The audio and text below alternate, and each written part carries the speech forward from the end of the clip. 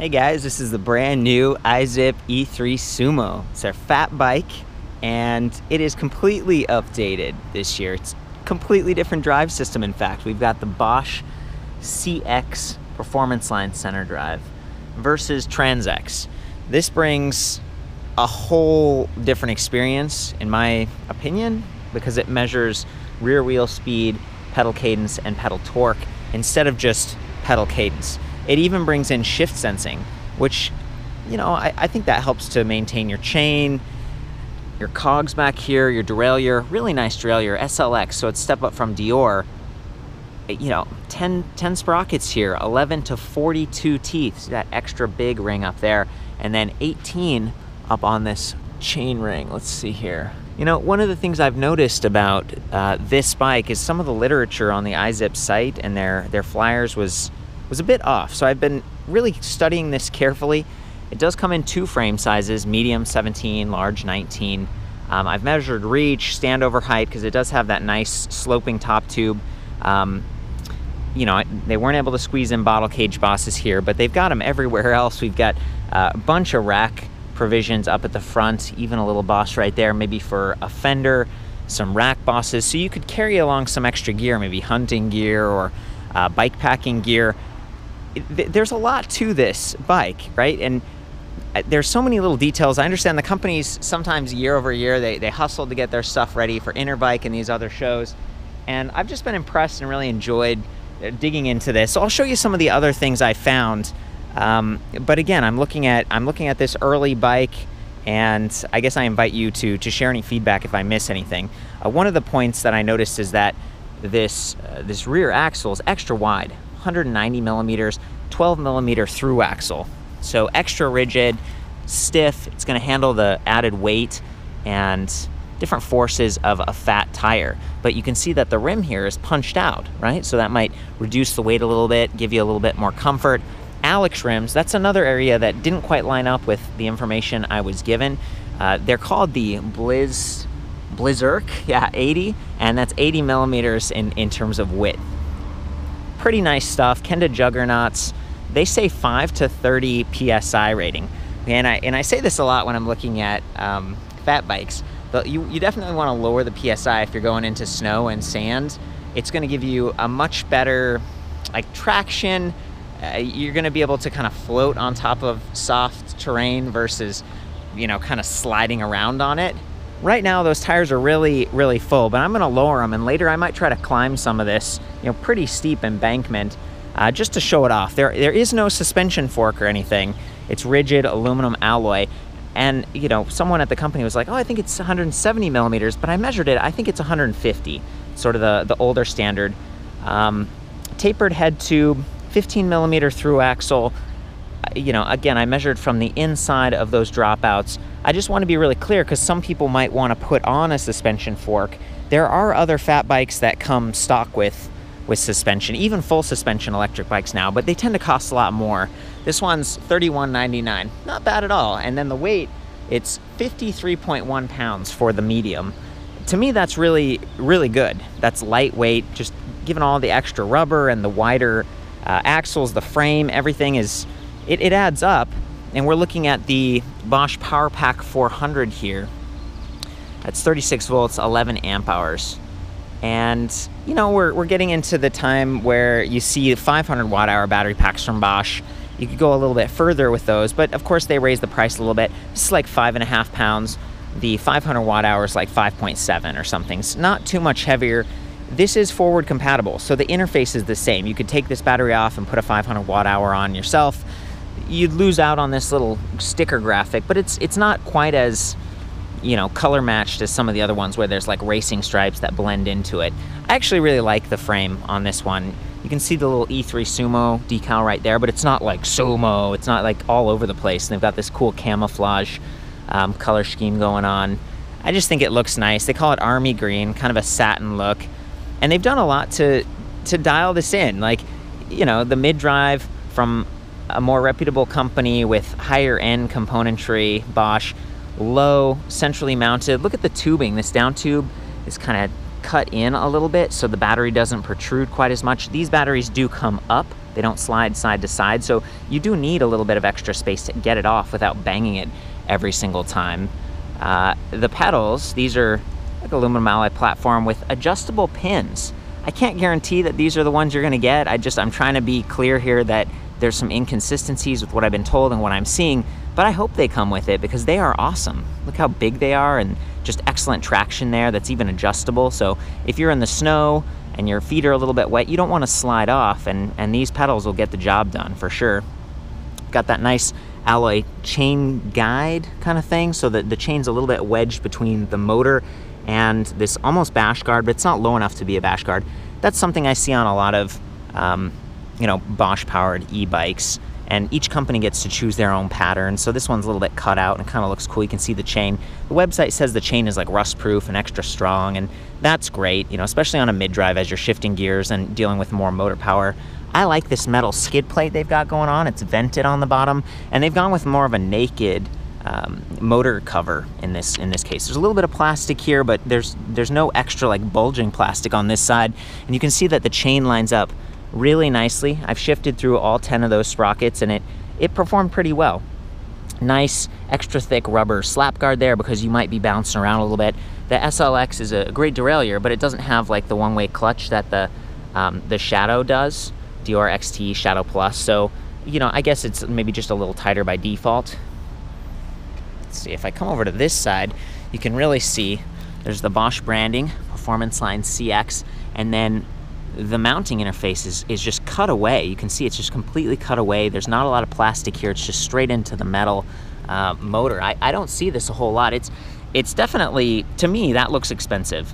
And even the rear, sort of the chainstay on the left side it's just thinner and kind of cut out so that this crank arm, which is a little bit offset, it passes just right by there. I'm going to show that when I'm riding, but it's pretty close. And I was talking to someone about this, and it was like, yeah, if this gets muddy over time, you're riding and the mud starts to pile up here, it could actually kind of be pushing up against this. You wouldn't want this wire getting snagged and scratching the frame right here. It's a little bit close, but they needed to offset that so that your pedals would be even, because the motor itself seems to be offset to the right a little bit to get that drivetrain to line up. So they've done what they've had to do. Most of these fat bikes are kind of adapted. I don't think Bosch makes a fat bike specific version of their motor, so they have to mess around with the spindle and with those crank arms to get things working. These are 175 millimeters in length, Lasco. I've got some more details about that back at the website. Here's the battery from the other side. It's got a little LED charge level indicator, so you can see how full it is even if you've taken it off the frame. I might as well just do that. Here we go. Twist this. Let's see, the battery comes up, and then you can pull it off like that. Pretty nice. It's the same charging port standard on the bike as well as on the battery, so you don't have to worry about a dongle. You can see a metal lip right there and this nice little handle, so I just feel like it's secure. You're less likely to drop it. Bosch has done a good job on these for several years now. It's the same sort of battery casing design, and then it clicks on. Usually got to push on it, trying not to knock the bike over. There we go, done it. And you don't have to leave the keys in when you're riding. You can take these off so they don't rattle. Now what's really cool to me is that they've got this huge rubber plug, see that? And then you can go right into the charging port there. A lot of e-bikes have these flimsy little rubber covers that just suck. I mean, you try to push it in, it doesn't stay put, and then mud and water could get in, especially on a bike like this, a fat bike. So I think this plug is just awesome. Like, kudos to the IZIP team for designing something that's actually pretty watertight, I'd say, and just seals it off and looks good, stays out of the way. That's a really nice job on that. Okay, and then you can see the quick release back here. Also, Slate T4 hydraulic disc brakes, 180 millimeter rotors, front and rear. I was told that the Slate is sort of a cyclocross brand. It's the first time I've seen them. Usually I'm looking at Shimano or Tektro or something like that with e-bikes. But yeah, here, it's a Slate T4, two finger. You can see it's kind of a almost like textured lever here, and there's a little bit of an adjustable reach set screw in there, so if you're wearing gloves, to bring that in a little bit. Wouldn't have to reach quite as far and risk just uncomfortable braking or delayed braking or something. Velo locking grips, nice to see. We've got a shorter stem here with 4 5mm stacks. And then 31.6mm seat post. That's kind of an interesting area, a little bit thicker than a traditional 27.2mm. You could potentially replace that with a Thudbuster or a body float or the Suntour I think it's NCX suspension post. That would be a neat thing to do if you're someone like me, has a bit of a sensitive back and neck and you're worried about the lack of suspension on this. So, you know, you could save money and get something that's lighter weight by not having built-in like real suspension, and then you get a suspension seat post and you can soften it up a little bit. You know, the front end's still going to be a little bit stiff. This is all aluminum frame. But when you lower the PSI on those tires, and if you're on terrain that's not super, super bumpy, you know, the top speed on this is 20 miles per hour. And if you lower the assist in some of the lower levels, maybe you're only going 7 to 15 miles per hour. That's not too bad. Just some thoughts here as someone who's ridden a lot of e-bikes and, you know, try to go the distance, but end up feeling good at the end of the day. Velo saddle, they call this race. It's got that nice digital camo matching the rest of the frame. So, you know, it's a pretty nicely color matched design. I'm just really impressed because a lot of the times in the past, IZIP was like this mid-level kind of a brand, and they used what I considered to be a little bit lower end drive systems. And so now to see the Bosch system on it and to see such a purpose-built frame in 2 sizes at a pretty good price point, I still think I'm pretty excited about this one. Okay, so I come back up to turn on the display. I guess it's already on when I plug the battery in, but there's a power button right here. You press it and you can see your speed, you can see your assist level and your battery level capacity here. So it's like 5 out of 5 bars, 20% increments. You know, sometimes I complain, I wish that it had a percentage, but there is this range estimator in here. If we press the I button here or here, it cycles through to range, and then as you arrow up with that plus button to eco, it dynamically calculates 70 miles. Now that's based on the riding that's been done over the past 5 miles, how full the battery is. It's kind of a dynamic thing that changes. IZIP is really conservative on their website, or maybe it's just out of date because they say like 15 to 36 miles or whatever. That's not true. It'll go much further than that. If we arrow up to the highest level of assist here, so we go through Tour, Sport, Turbo mode, 22 miles, right? So I would say at least 20 miles. And this is the Bosch CX, so it has 75 Newton meters of torque compared with the older regular Performance Line. That's still a great motor. It's not geared for like torque and climbing and that zippiness that is fun for off-road riding. That one would offer like 63 Newton meters. So jumping up to 75 is pretty awesome. Okay, so we're back here at the display. If I press the I button again a couple times, we see that there's odometer, trip distance, clock, max speed, average speed, and trip time. So you get a lot of really good feedback. There's even like a shift recommendation. So what the motor is trying to tell you to do is there's like an up arrow or a down arrow, and it says shift up or shift down because it only operates efficiently at like this, you know, this set range of speeds. It's one of the larger ranges compared to Yamaha or Shimano in my experience, but it's still, there's this range where it's going to operate efficiently. Just like you don't want to be in like a super hard gear and like really struggling to pedal. If you're climbing, you want to shift down. So it's, you know, it's giving you a little bit more feedback on how to operate most efficiently. And these are very efficient. You just have to shift appropriately. And because it's got that torque sensor, if you ease off when you shift, it's going to happen without doing too much mashing. Now the other things I like about this display is just how big it is. It's got adjustable angles so you can swivel it forward and back, reduce the glare, and then it's even removable. So there's this little tab at the back and you press this down and slide it right off. You can take it with you, but there's also a set screw that you can put in there to lock it. So being a demo bike, sometimes they lock these and then they take it to events so no one can take the display off and lose it, which is cool. It's nice that it has both. And then there's even this little micro USB port, 5 volts on the right there. So if you're someone who likes to ride with Strava, or maybe you've got an MP3 player or anything really, you can mount it here and maintain it off of the display and tap right in that battery. This can also be hooked up to lights if you want to outfit this and not have aftermarket lights that are easier to leave on and forget and everything, you can do that. The Bosch system's pretty open. You can even mount the Kobe, sort of a smart e-bike interface up here. Some of the other IZIP bikes have the Kobe system like stock, they come with it, and it's neat. It allows you to use your phone as like a display and gives you some integrated lights and some extra features. But I think that the display that they've chosen here is just fine. You know, the Intuvia has done a great job for a long time. And the button pad, easy to reach, intuitive. The middle's rubber, and that's your I button, plus and minus. Like, you don't even have to look down while you're riding to operate this thing. And I appreciate that. So I think that's a good overview. Just gonna kind of walk around it again and give you some close-ups. It might be time to hop on this thing. I'm gonna do that on the pavement here. I'm just in a parking lot, so you can hear the motor without all the gravelly sounds. And then later I'll put a frame camera on and do some of the other riding. So watch that little sprocket down there. It's gonna spin at roughly 2 times per every crank arm revolution. And it goes faster like that because that empowers the motor to operate at that efficient range. Motors, these electric motors tend to like higher RPM versus the slow, like, they like to go, ring. So you do hear sort of a distinct humming or whirring noise with the Bosch system, but it starts and stops faster than some of the other mid-drives I've tested, and I appreciate that. So here we go.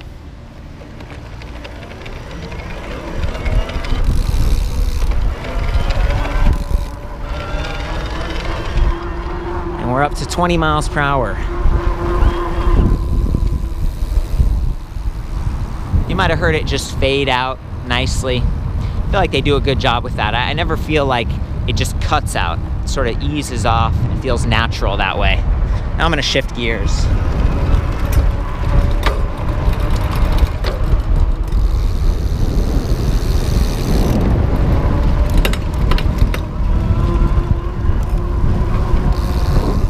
And we're back up to 20. It's pretty neat to be able to go that fast, that rapidly on a fat bike, because a lot of times these feel a little cumbersome. You're just kind of like trying to get yourself going. I do have the higher PSI right now, higher air pressure in those tires, which is more efficient. It's gonna coast a little bit smoother. That's ideal for on-road. Now I'm gonna lower the PSI and take it off-road a little bit. You can see that got this little set piece to tighten up the stem a little bit, take off the cap. These are pressed, so they're a little bit narrower, and you have to unscrew that center piece. You can release the air. And then I just sort of eyeball it here and just squeeze the tires. I feel like that's pretty good. Tighten it back up. Put that cap on so you don't get any mud in there.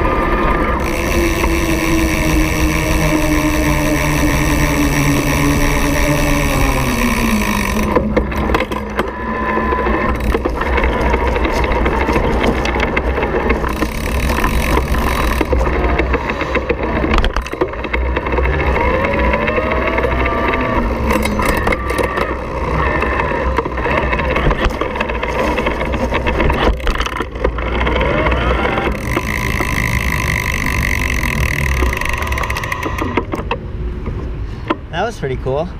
I did some steep downhills to test those hydraulic disc brakes. They worked great. I did a short, steep incline section just a minute ago. Really impressed. I mean, this motor just kicks. It's got a lot of torque. Didn't have much problem spinning out. The tires with the pressure and these knobby textures just just held itself, did a really good job. And also I rode without my hands for a few minutes just to kind of test the just stability, and it worked great. Yeah, I'm definitely impressed. So I was double checking that chainring. It is 18 tooth, and I noticed that it has the narrow, wide teeth on there, so you shouldn't get as much slipping happening. There's also a decent amount of space, so that hopefully you don't get a lot of mud gunking up in there. Sometimes there's this chain stick where the bottom chain will get sucked up. I guess it's chain suck, yeah, that's what it's called, if you have a lot of dirt and debris. These bikes, they tend to be really water resistant, so you know, after a ride you can spray it down. You don't want to submerge it or anything, and you don't want to do a ton of high pressure, but you should be able to rinse it off and hopefully end up with the chain that doesn't rust, doesn't break, isn't getting sucked up in there, and really just holds on tight with the narrow wide configuration. Well, there we go, guys. That's the new IZIP E3 Sumo electric bike. Had a blast riding this thing around. Really appreciate the updates that they've been making.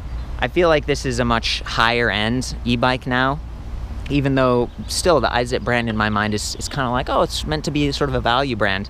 This is a pretty rad bike.